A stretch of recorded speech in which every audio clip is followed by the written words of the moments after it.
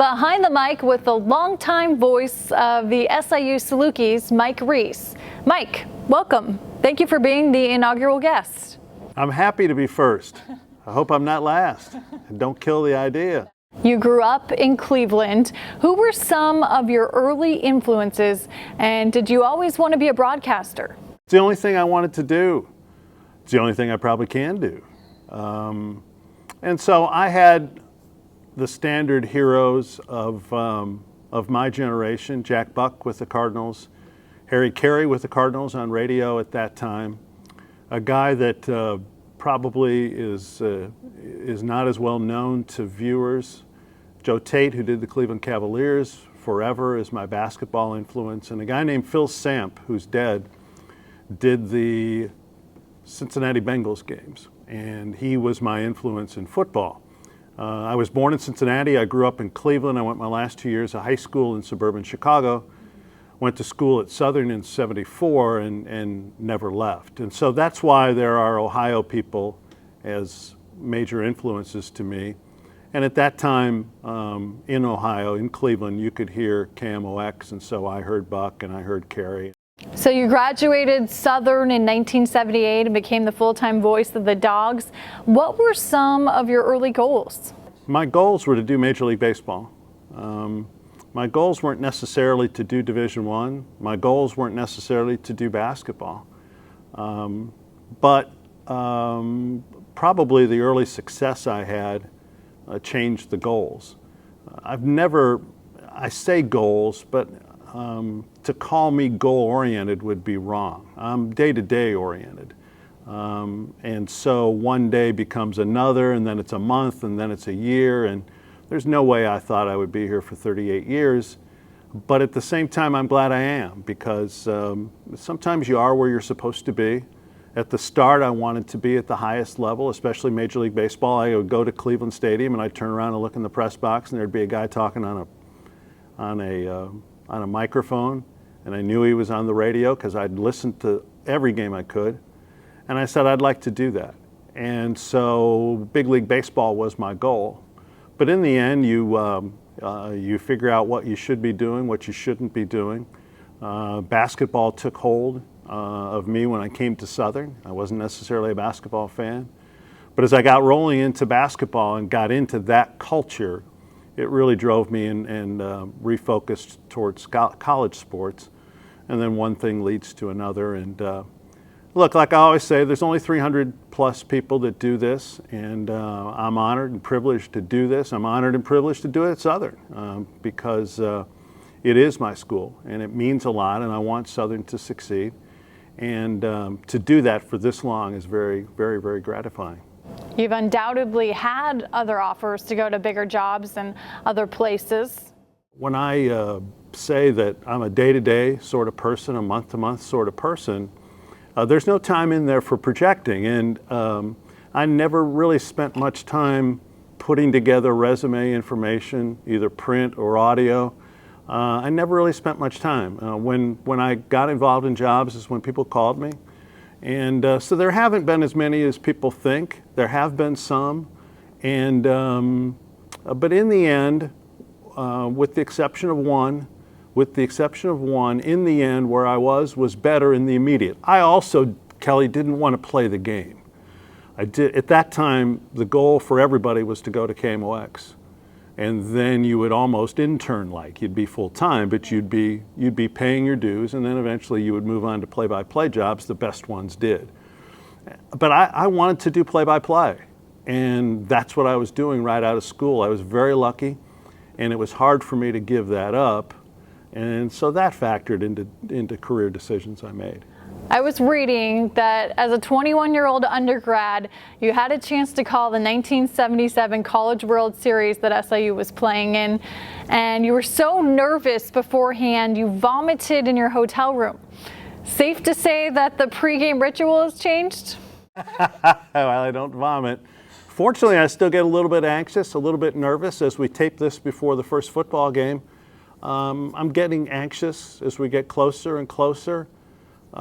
Because it does still matter, and then that's how I'll judge as I go forward how much longer I want to do it. But That's true. In 1977, Southern was a national baseball powerhouse. And this was a big deal. And we had fought hard internally. WCIL radio was the station. We had fought hard internally. I was a junior at the time and working part-time to do the games. WSIU was doing them at the time. But there was an opportunity for commercial stations, so we fought hard. So it meant a lot, and it was my debut. And in 1977, I'm the same age as the players. And I've always felt like I've been very close to the baseball program. And so I knew those guys very well, hung out with them a lot. And so I wanted to do those games. And man, was I nervous, and man, was I sick, and man, was I god-awful during the game. George Hoffman, who's in Chicago, was the guy that gave me a start at Southern. He had left. It's one of the reasons I got the job. We brought him back to work with me, and that was a special moment, too. You head down to Florida this week for SIU's opener with FAU. You have an inside look in your job at SIU coaches and players and programs, frankly. What has impressed you most about Coach Hill and his staff so far? I think the energy is the first thing that strikes. I think Southern's program needed a boost. Now, Nick Hill, just like Dale Lennon, in the end will be judged by victories. Jerry Kill was judged by victories, Jan Corliss, all the coaches before him, Ray Dempsey before them. So that will come. But for now, Southern's program needed a boost, and Nick has provided that, both on and off the field. His youth permeates the program on and off the field. I've seen coaches work hard off the field at Southern, but not in their first year. Jerry Kill is very popular here, and rightfully so. But Jerry Kill was focused on football his first year. He didn't become a Pied Piper until later. I think Nick is a Pied Piper right now. Doesn't seem overwhelmed by it. In fact, I asked him about that specifically the other day, are you doing too much? And he quickly said no, so there was no hesitancy. So he likes that. I think the players, especially the veteran players, were ready for a shot in the arm too. And something that would help them, if only energy-wise, start to win games. That's a program last year that went 3-8, lost 6 games by a total of 17 points. And then the other 2 games, the last 2 games of the year, they were blown out. So the losing caught up to them. But they're players that are searching for the ability to win. And they know that's key. And so that's the first thing that strikes me. And then the second thing is maybe a subset of that is the energy in recruiting. Now we'll find out. They're very public in their recruiting, or as public as they can be. Nick loves social media. And he loves to tell people who they're recruiting. That's the exact opposite of Dale Lennon, his predecessor. In the end, these players will have to be good enough, and that's what the yardstick will be. But right now, the program really needed the energy, because the program should be more successful than it's been. I don't know that Southern should be an NCAA team every year, but certainly 3 out of 5, if not 4 out of 5, in this facility. That's where Southern's expectations are now, I think. And Hill's energy gives them a chance. I mean, they're thinking they can go to postseason this year, even nobody else does. And that's an energy, and a legitimate energy, that the program needed.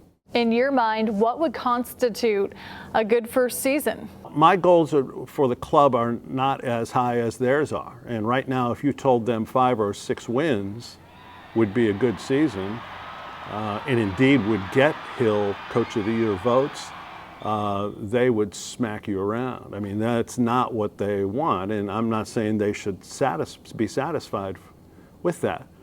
But with the competition that Southern plays, even though this year is the most manageable schedule any Salukis football coach program will ever have, if this program can go from 3 wins in the league that it plays in to 5 or 6 wins, I think that's a very good jump, because there are very good recruits coming. You've worked with some memorable and colorful coaches over the years. Carl Mock, Jerry Kill, Bruce Weber are just a few that come to mind. Share with me an entertaining anecdote or two. Bruce Weber revitalized my career when he was Southern's basketball coach for various reasons, and And he could be so blunt but harmless that I love that. Every post-game show that I did with him, I listened to again because I would never catch everything. And I'll never forget one time in St. Louis, they'd suffered a bad loss to St. Louis U. I forget exactly what year. I think it was 02, maybe in 03, one of the two postseasons. And it was a December loss, and we said on the radio, you know, do you feel this hurts your at-large chances? And before I get the question out of my mouth, we aren't going postseason, it's over. And they ended up getting an at-large bid. I love the shoot from the hip, responsible shoot from the hip, because you can shoot from the hip and be irresponsible and end up being a joke. But I love that. You know, Kill and I are very close. He meant a lot to me in 04 when I got sick. That's when we became especially close, at least in my opinion. He respected the job I tried to do and how I tried to do it, which is different than most coaches would prefer. I admire tremendously what he achieved here. There are a lot of stories. You know, I would think that the Western Illinois win here, which seemed to catapult his program, even though they only won 4 games that year,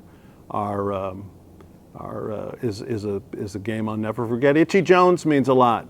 Itchy Jones tolerated Mike Reis when he was 20 years old, and believe me, that's not a you know, what I was then is not what I am now. And I was a different person then. I was the 20-year-old cocky kid asking questions that peed everybody off. And I certainly learned from it. And unfortunately, guys like Jones, Ray Dempsey, who coached the national championship season, Paul Lambert, who was the basketball coach when I was a student, who has since passed, fortunately, they tolerated me. And fortunately, they taught me. And I learned a lot, and I needed to learn a lot because I was a punk.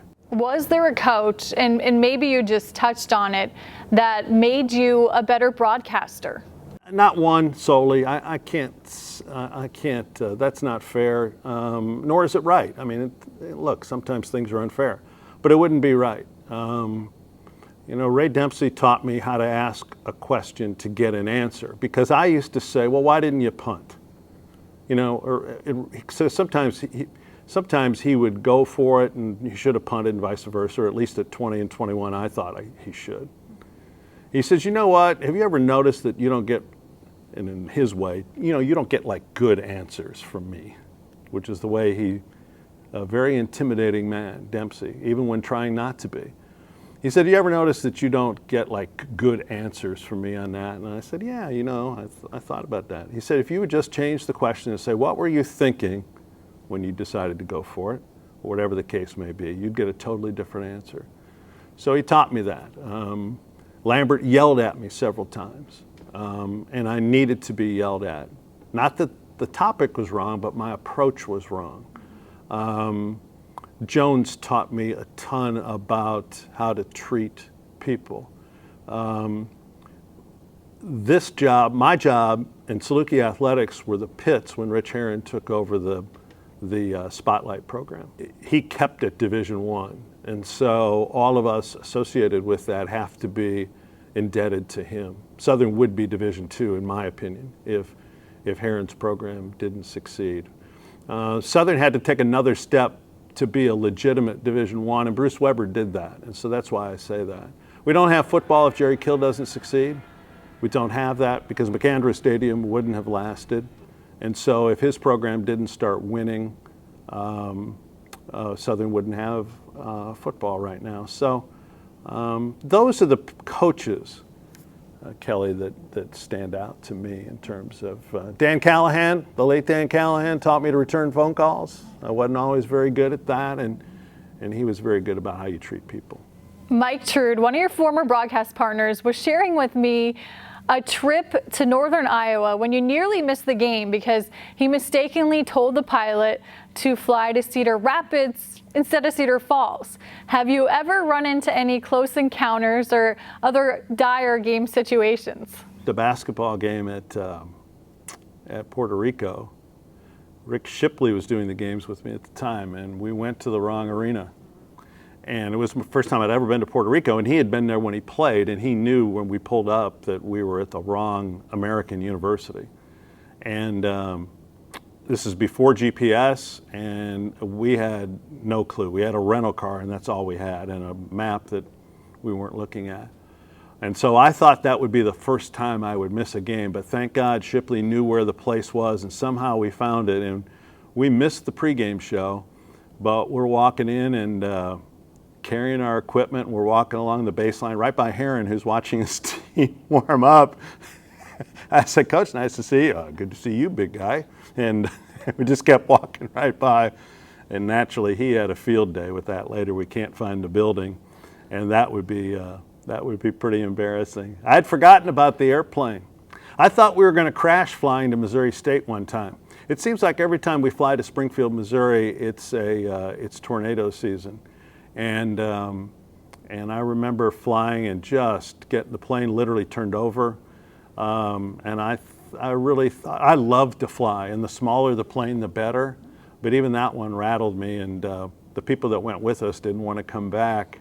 I remember sitting on, Southern used to travel on DC-3s back in the day, and there was a hole. I was sitting with Fred Huff, who was the sports information director at the time, and I'm sitting by the window, and there's a hole in the plane, and we're in the air, and I said, "Where is this cold air coming from?" And I said, "Fred, look at that." And we look down, we see the hole, and he muttered some words that we shouldn't repeat. And the next thing I know, we get word up to the pilot, and he's bringing duct tape back to us to cover it up. You have the distinction of being one of a handful of broadcasters that calls football, basketball, and baseball. Do you have a favorite, and why? The sport that I'm best at, I think, is basketball. The sport I like being around the most is baseball, and I don't know why. That was the case in 1977. It's the case here in 2016.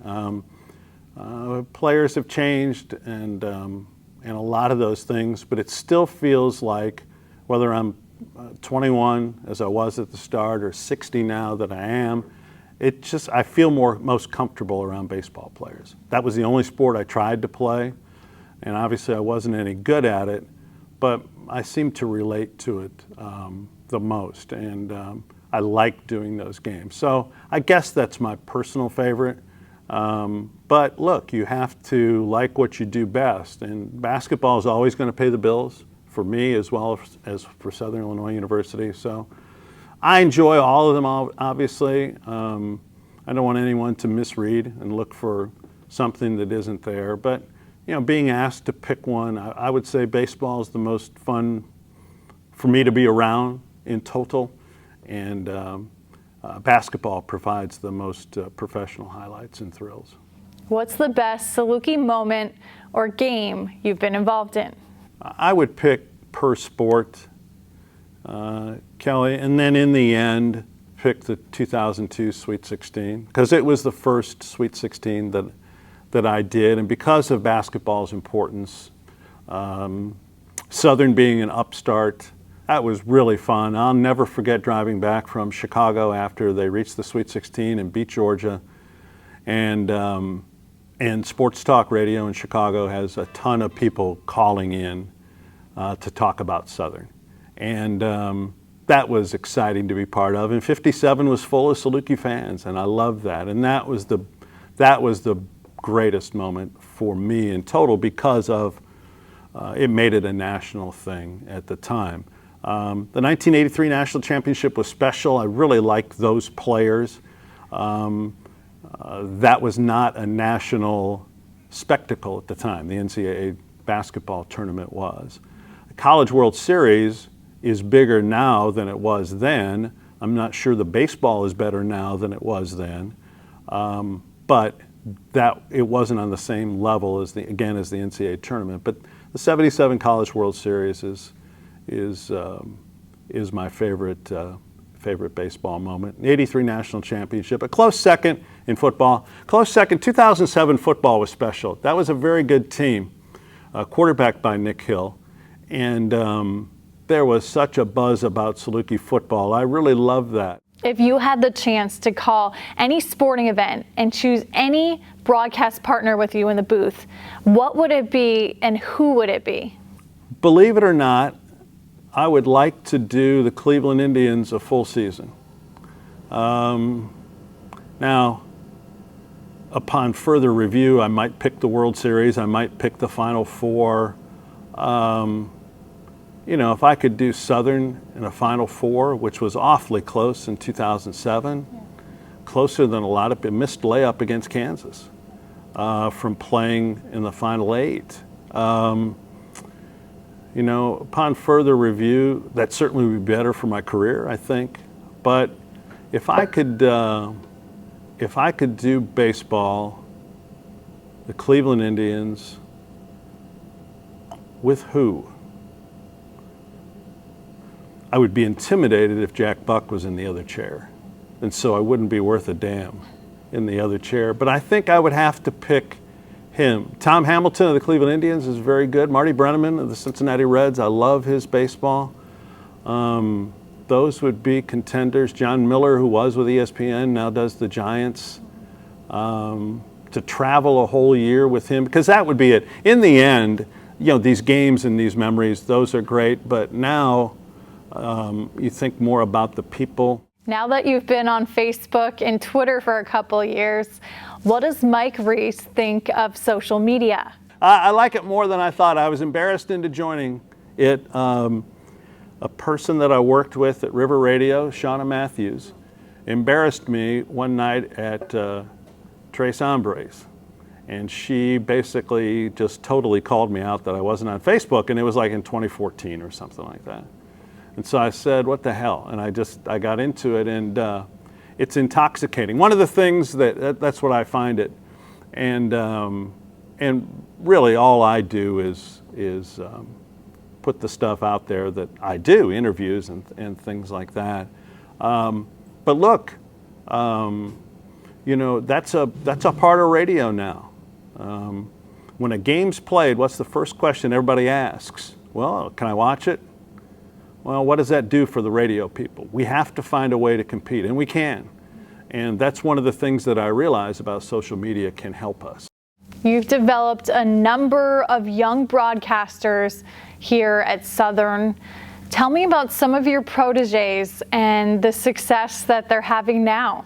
You know, when I first started, we had a sports department at River Radio, and so we had people, but what was then CIL is now River Radio, and we had a full-timer and we had part-timers, and so there are some 75 people that have worked with us over the years who are in broadcasting in some way, either over the air, management, sales, whatever. Mike Kelly, who does the University of Missouri, has for a long time, is an SIU alum. Sean Kelly, who does the New Orleans NBA games, is part of the Saints preseason telecasts, is an SIU alum. Corey Curtis, who's the sports director at in a station in Nashville in television, is from Southern Illinois University. And at the risk of, you know, of leaving people out, there are a lot of people like that. Todd Manley is a VP at WGN Radio. He worked with us. Chuck Lofton in Indianapolis, a weathercaster